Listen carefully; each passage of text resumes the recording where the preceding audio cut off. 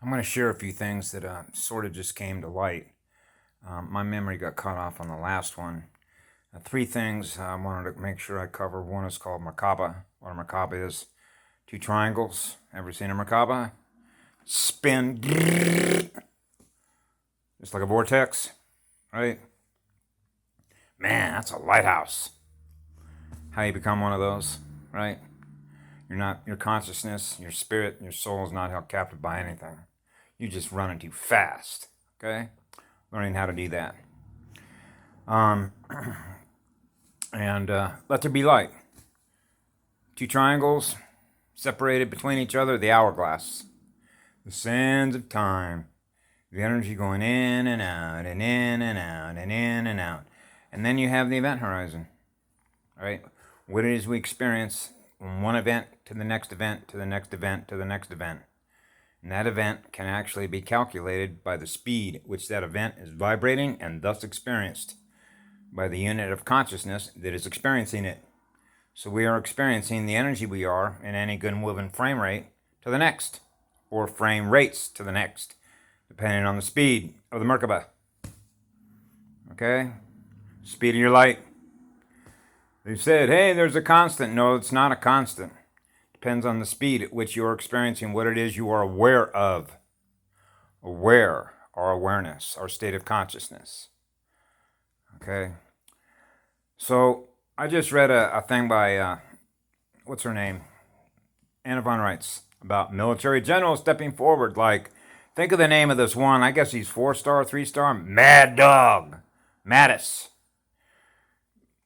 I try and stay away from English words like pieces of shit, dungmeisters, those that think that they are tough guys because they got all the shit on their chest, right? That represent killing fields, right? There's some of these demons, okay, that feed on war. They feed on the suffering of souls. That's one of them. That's why I call him Mad Dog. He's insane. He doesn't join the military to be a mole, okay, in which he's rapidly advancing up the ladder in order that he can realize what's in there. They're using the military as ways in which to harvest energy and harvest souls. Sacrifices, that's what they do. I know that because I was 17, when was that, 1968, I guess it was, and they said they were going to carry out the draft. Nobody has the right to impose their will on you and say they're going to throw you into a war and sacrifice your ass for a demon? Man, how can you not know that? Oh, because we're the good guys and we're carrying the American flag. Okay? So, this is where you got to separate in understanding and knowing the difference. We're not talking about, although there are symbols, there is an American peace flag. Go take a look at it. It's not the one that we raise on the pole every day. Okay? It's a completely different flag. Everything that the Roman, Draco, and Anunnaki and their monarchs and the Queen Reptilian did on this planet was forbidden. Okay? They do forbidden things. Perversion of nature. It's one of the reasons Constantine moved east, Constantinople, because it knew that out of its self-indulgence and perversion of nature, it would collapse. There's no way that a civilization can sustain its timeline that goes on forever when it represents self-indulgence, because that energy does what? Collapse on itself automatically. It means that that unit of consciousness has not learned how to spin its Mer Ka Ba. Okay? In which it's giving off so much energy it's ridiculous. Which means it's like a sun up there. Instead, it's feeding off that energy because it doesn't know how to produce any. So it becomes very dense matter consciousness. It thrives on its own matter density, the heavy matter density. So it has to keep feeding on the light to maintain what it's aware of, which is itself. That's a reptilian. That's why it has a perpetual target on its back. Because anything that can't generate any love, which generate any living light, represents something that is dead. Okay? So we're dealing with the dead, otherwise known as the walking dead. Mad Dog is the walking dead. So the military is full of the walking dead. The military is also full of living light. White hats, dark hats. Whoa, that's black and white. That's duality. Either or. When everything in nature is trinary, triple spiral. Which means, hey, there's more than one possibility. Hey, how about infinite creative imagination, which is infinite living light, in which infinite love, which is unconditional, is manifesting in real time and single frame rate speed what it is manifesting and thus experiencing in a bidirectional mirror. That's the Merkaba that can do that. Because you're moving that fast.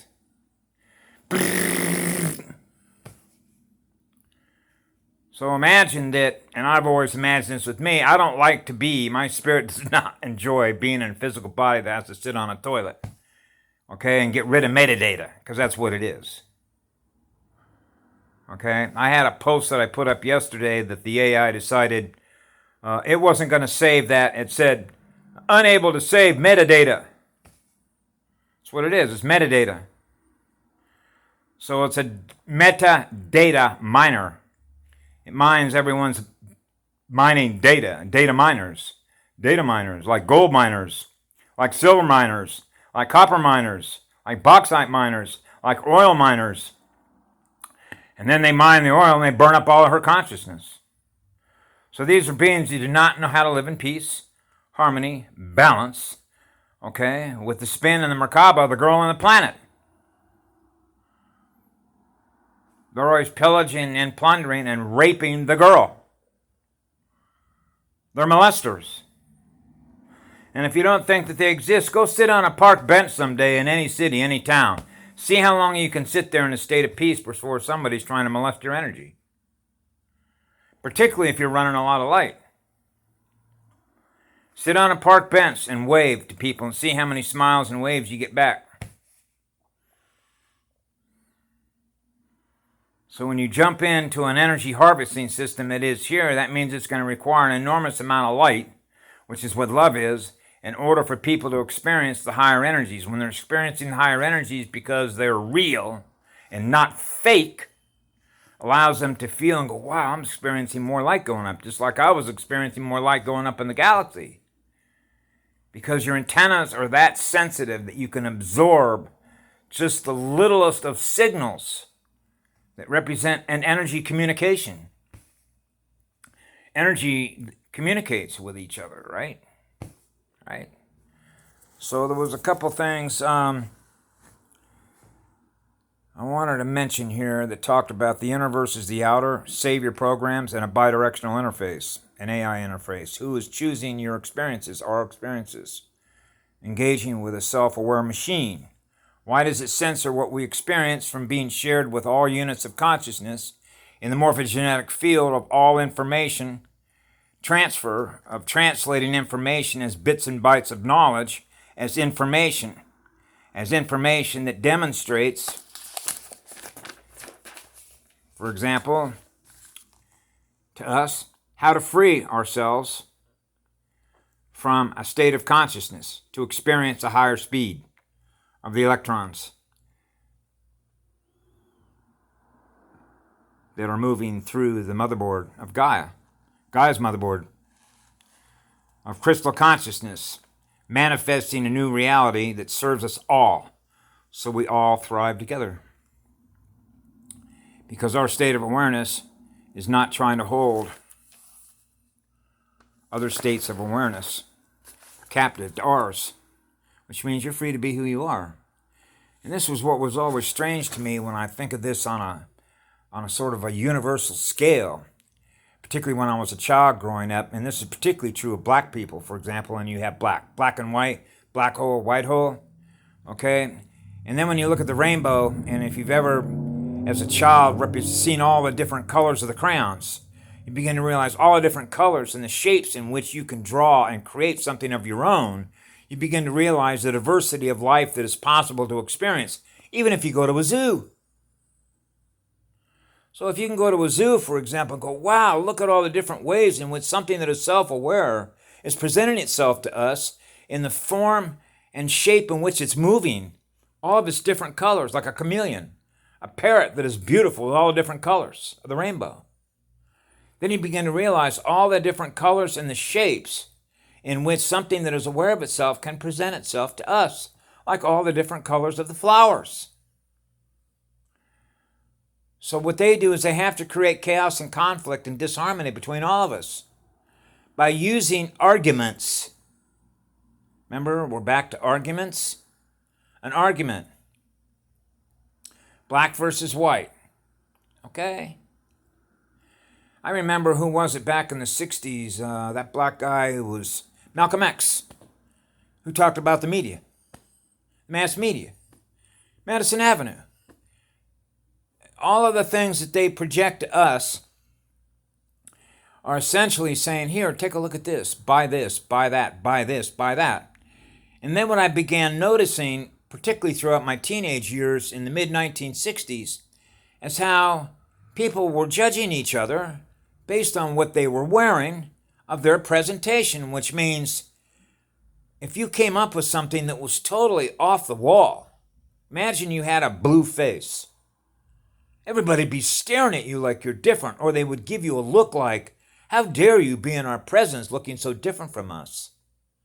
Well, how in the world could you ever expect to be able to go out there and experience everything that is out there to experience that you created, because you're the artist, you're the one with all the crayons, you're the one with all the artist paints that you can use with all the different ways and colors that are possible for you to use to create a being.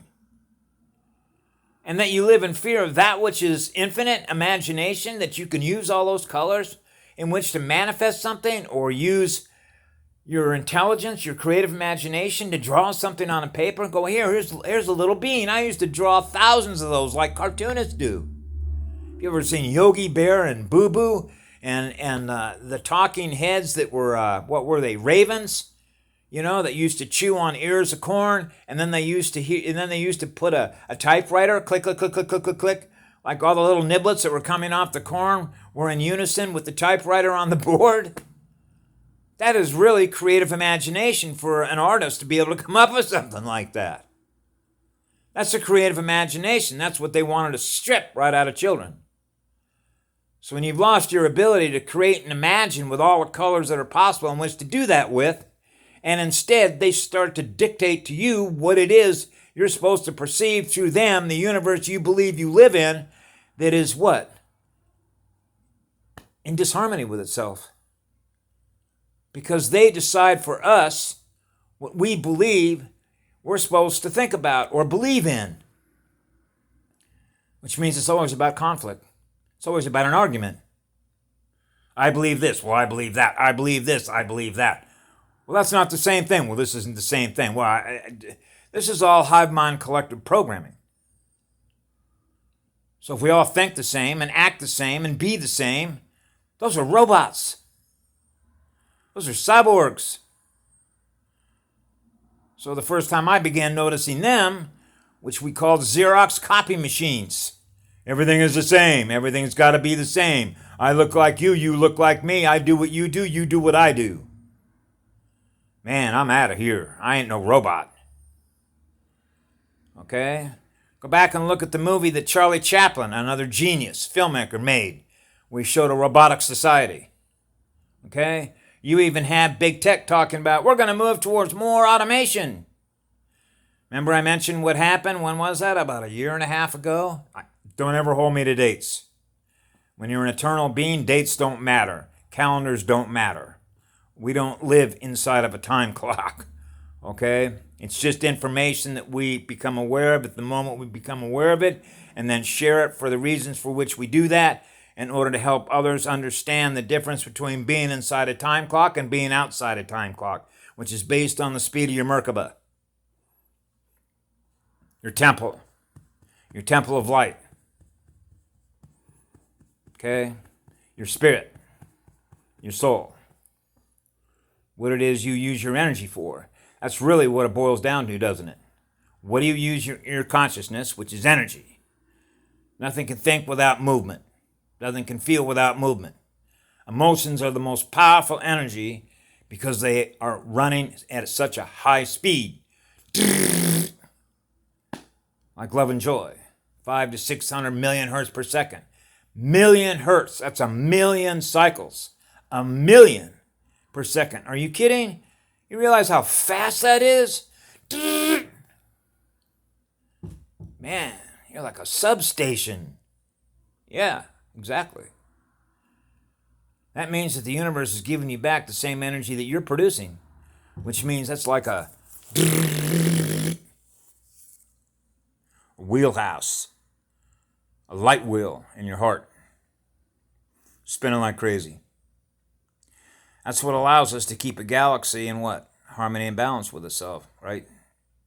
We're very aware when things become out of balance between the two. So we got to straighten it out. That's why they changed the clock. They changed the clock speed in which all the electrons are flowing through everything that is aware of itself to imbalance it. Wow, the galaxy's wobbling out of control.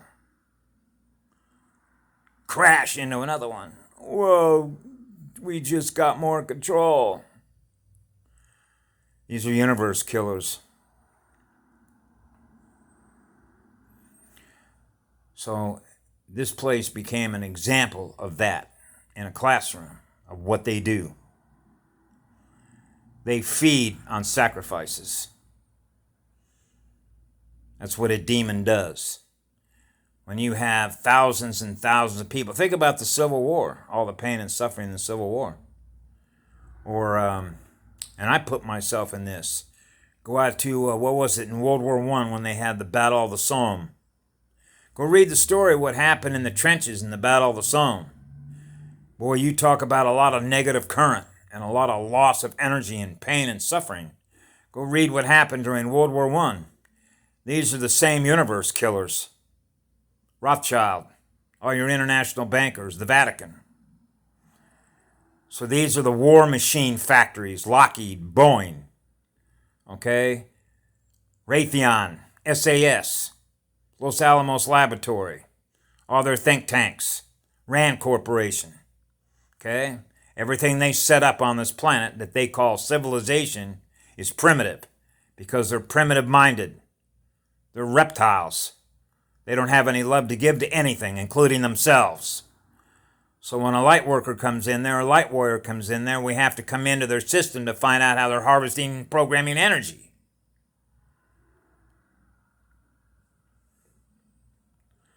So they hide behind their costumes, military uniforms with all their stars and bars. Okay? This is who I am. I'm a big, tough guy. Right? I'm a war machine. So they somehow seem to think that by getting you to believe that being a war machine goes on forever. That being the ultimate predator is what maintains what it is that they are, which is what they believe. They believe that conquering more territory and pillaging more planets and more galaxies is going to be able to sustain itself.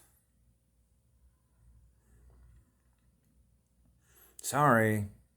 You believe in that and you can understand what's going to happen to your timeline. So this is why the girl on the planet took the gloves off. Okay? Which when you think of it in a parasitic sense, and Karen M. Luke McDonald, my clan mother, does a really good job, if you go to her Facebook page, of showing you what it means to have a colony of parasites in your own energy field and how to cleanse your colon. Hydrotherapy, for example, all the different ways to cleanse what is giving you instructions or thought form patterns in order to keep feeding it. Okay? So the same sort of parasitic consciousness that exists as artificial intelligence that is in your field, that is in your energy field, that is prompting thought form algorithms in order to keep feeding a parasite is a colony of parasites. Well, all you have to do is scale it up from one Merkaba, which is your Merkaba, my Merkaba, into her Merkaba. So you begin to realize that she's got too many parasites inside of her energy field, which is the electromagnetic grid of this classroom. So it's like me taking the gloves off to saying it's time to detox and flush these parasites out that parasites produce. So they produce parasitic stuff because that's who they are. A parasitic state of consciousness will produce what is parasitic instead of being what is an energy giver, which is why from a classroom point of view, when you are what love is in service to others, you will naturally thrive. And those in a community of beings that are what love and service to others who are autonomous will also naturally thrive, because the universe has given us back more of what we are, which is the energy that we are. And that's how we sustain ourselves and maintain the forever that we know that we are, because light is living spirit, which is eternal light, which is eternal spirit that is in that light. When you know that and you are that, and you're in an energy field that is parasitic, then we realize what it is that we have to do to keep our energy pure, to keep our spirit pure, and keep our colon cleansed of parasites that are affecting the things that we do that cause us to toxify our Mer Ka Ba. Because the interface that we have with something that is parasitic. Because it has no love to give.